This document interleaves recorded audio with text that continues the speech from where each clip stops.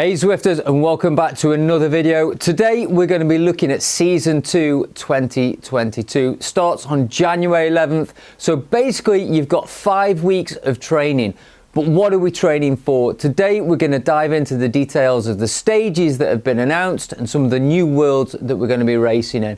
But first of all, I just want to say a massive congratulations to one of our very own Provision riders, Liz Van Houweling, who has made it to the World Championships of e-racing. She's also turning pro, and next season will be racing for the Saris No Pins team. So yes, we're so sorry to see Liz go, but we're also very, very proud and thankful to have Liz racing for us for the last few seasons.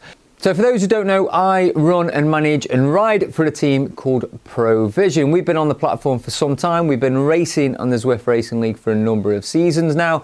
We are actively looking for new riders. So again, if you want to get involved in the Zwift Racing League and our Provision team, then please reach out to one of our team members. For those who don't know, just a little bit of detail, Provision make custom cycle clothing. So whether you ride for a club, team, organization out in the real world, or indeed you want some custom clothing for your Zwift team and Zwift riders, then get in touch with Provision Clothing. They make bespoke performance clothing for your race team. Now let's get on and look at these stages for the all-important Season 2 starting January 11th. Alright, so stage 1, Tuesday the 11th of January, and we're going to Mercury Islands and the new Neokyo world. So it's the Neokyo all-nighter, an absolute sprint fest of a stage, 24.6 kilometers, 169 meters of elevation. Most of that elevation is going to come at the end of the course on the rooftop climb where we're going to finish. The Castle Park sprint reverse, the alley sprint forward, Castle Park sprint forward, and the tower sprint forward, all available for the first across the line sprint, and there are some fastest through. Also, this is for the rooftop climb and the alley sprint forward only. So plenty of points, plenty of team tactics to play, but I think only one bike choice for this. It's all about aero, it's all about speed, it's all about picking those points up on that sprint time and time again. Get that interval training in because you will need it for Neokyo all-nighter.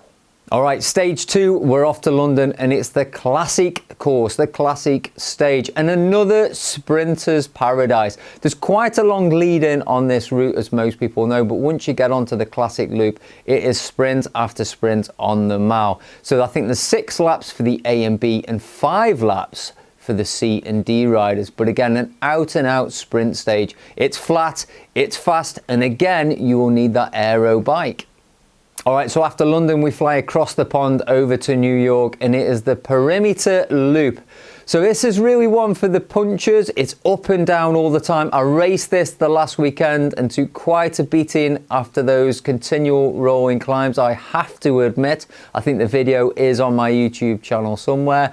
But again, plenty of point opportunities here on the New York sprint forward. 4 laps in total, 39.2 kilometers. And again, it is a puncher's course, so it's 500 meters of elevation. So the only thing I think about this park perimeter is just the selection of power-ups. So for the power-ups, we've got the aero, we've got the feather, and we've got the anvil. So although it is up and down, I'm not sure any of the descents are long enough to really maximize the use of that anvil. But we'll see what happens on the day. I could be the first one dropped on a climb because I didn't have the anvil. Let's wait and see. But again, one to look forward to. All right, we then creep into February for stage 4, and we're into France, and it's Douce France this time for the first team time trial of the season. 24.1 kilometers, 136 meters of elevation. Now we all know there's the twisty, windy climb and descent on this particular course, which is a little bit more technical as a team to manage, particularly with the new pack dynamics. So this could be a really interesting team time trial and test the time trialing skill as well as the time trialing power. But we'll deep dive into the detail when we get into the recons a little bit closer too. Stage 5, we're back to Mercury Islands, and we're back on one of the new stages in Neokyo, and this is temples and towers. So this is going to take in the old Umezi and also the new Neokyo. A bit of a climber's stage, although none of the climbs are particularly long or particularly steep, but we do have the rooftop climb forward to start off in Neokyo. We then head out to Yumeiji, where we've got the castle climb forward, and then we finish on the temple climb forward, which is now a category 4 climb. And again, one to think about, one to debate once again this season, to change or not to change. Stage 6, and we're in Watopia, one of my favourite courses of all time, Climbers Gambit. 3 segment points here, 1 sprint section, the JWB sprint, that's just over the bridge there. We're then over to Titan's Grove for a little warm up before we get to the main event, which is the Epic Com, a category 2 climb. We finish at the top, 27.9 kilometres in total, 670 metres in elevation, which is nothing to be sniffed at over just 28 kilometers. All categories doing the same distance. Great climb, a little bit to think about in terms of bike choice here as well, because this critical climb is pretty long, and this is where the decisive moves are probably going to be made to make the victory and pick up those points. All right, we're then off to Richmond for stage 7, another team time trial. And Richmond, I hear you say, yes, it's on the UCI reverse course. And what a course for a team time trial. And I do not mean that in a good way. This is a tough course. This is going to test in terms of the skill, the control of even the best team time trialing teams out there. 2 laps, 32.6 kilometers, 315 meters of elevation. This is going to be tough. This is going to be a challenge to get 4 riders across the line. So stage 8, the final stage of this season, unless of course you make the playoffs. But we're on the Champs-Elysees reverse, so the Latisse Express in this case.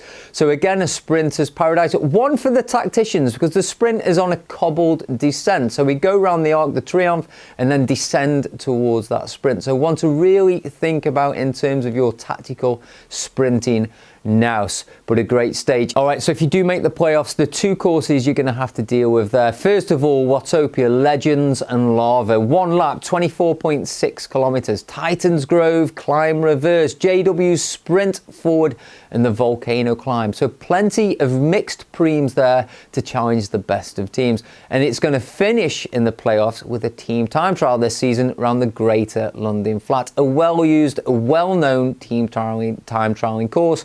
2 laps, 29.3 kilometers. So that's it. That's the stages for Season 2 2022. Let me know what you think. Leave your comments down below. Which stages are you looking forward to? Which ones do you think are going to be challenging? Which ones you really don't like or not looking forward to?